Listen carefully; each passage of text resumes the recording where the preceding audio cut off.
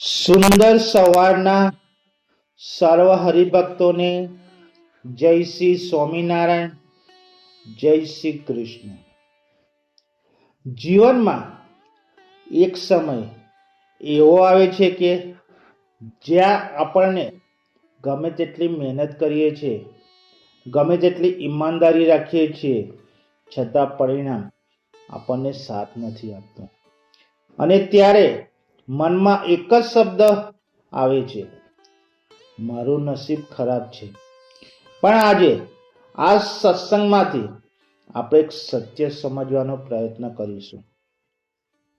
શું ખરેખર નસીબ ખરાબ હોય છે કે પછી એ ભગવાનનો કોઈ ઊંડો સંદેશ હોય છે?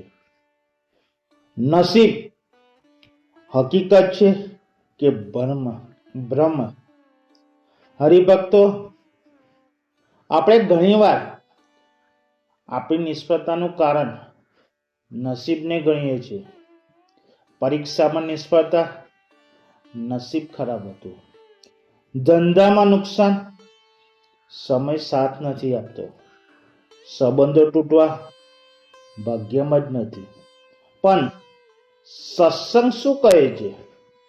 ભગવાન વિના એક પાન પણ હલતું નથી. જો આ સત્ય છે તો પછી ખરાબ નસીબ ક્યાંથી આવ્યો? હકીકતમાં નસીબ કંઈ નથી, એ તો આપણા કર્મો અને ભગવાનની ઈચ્છાનો સંયોગ છે. જીવનમાં મુશ્કેલીઓ સજા નહીં, તૈયારી છે. જ્યારે જીવનમાં તોફાન આવે છે ત્યારે આપણે ડરી જઈએ છીએ, પણ એક વાત યાદ રાખજો, ભગવાન ક્યારે તમને તોડી નાખવા માટે મુશ્કેલીઓ આપતા નથી, પણ તમને મજબૂત બનાવવા માટે આપે છે. જેમ સોનું ભઠ્ઠીમાં તપે છે, તેમ માણસ મુશ્કેલીઓમાંથી તપે છે. મુશ્કેલીઓ શું આપે છે? સહન શક્તિ, સમજ, આત્મવિશ્વાસ. જો જીવનમાં ક્યારે મુશ્કેલી આવી જ નથી તો સમજજો કે ભગવાને તમને હજી તૈયાર જ નથી કર્યા.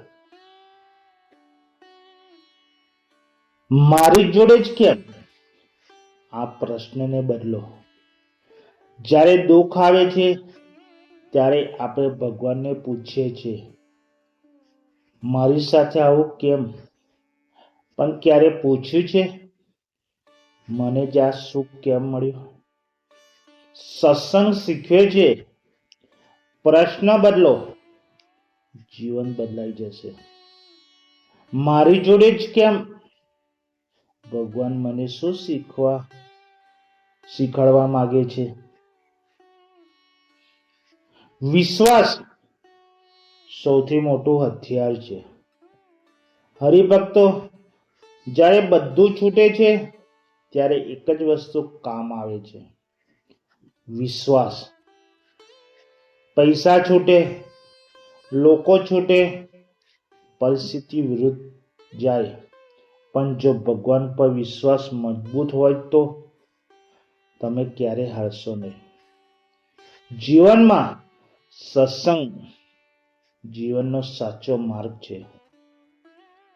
સત્સંગ માત્ર વાતો નથી, એ જીવન જીવવાની કલા છે. સત્સંગ શું શીખવે છે? ધીરજ રાખી, સકારાત્મક રહેવું, ભગવાનને યાદ રાખવા, ક્યારે હિંમત ન હારવી. સત્સંગ તમને બહારથી નહીં, અંદરથી મજબૂત બનાવે છે. જીવનમાં નિષ્ફળતા આવે, સફળતાનો પાયો મજબૂત. નિષ્ફળતા એ અંત નથી, એ તો એક સંકેત છે તમે હજુ સફળતા માટે તૈયાર નથી. જ્યારે તમે નિષ્ફળ થાવ છો, તમે શીખો છો, તમે સુધરો છો, તમે મજબૂત બનો છો. ઘણા લોકો કહે છે, હું પ્રાર્થના કરું છું પણ કંઈ બદલાતું નથી. પણ એક સત્ય છે, ભગવાન ક્યારે મોડા નથી પડતા, પણ તેઓ ક્યારે ઉતાવળ પણ નથી કરતા. તેઓ યોગ્ય સમય ને યોગ્ય વસ્તુ આપે છે. જીવનમાં ખરાબ નસીબ સામે શું કરવું? સ્વીકાર. જે થયું તેને સ્વીકારો. મહેનત. નસીબને નહીં, મહેનત કરો. સકારાત્મક સંગત રાખો. સારા લોકો સાથે રહો. દિલથી ભગવાનને યાદ કરો. જીવનમાં સાચો વિજેતા કોણ?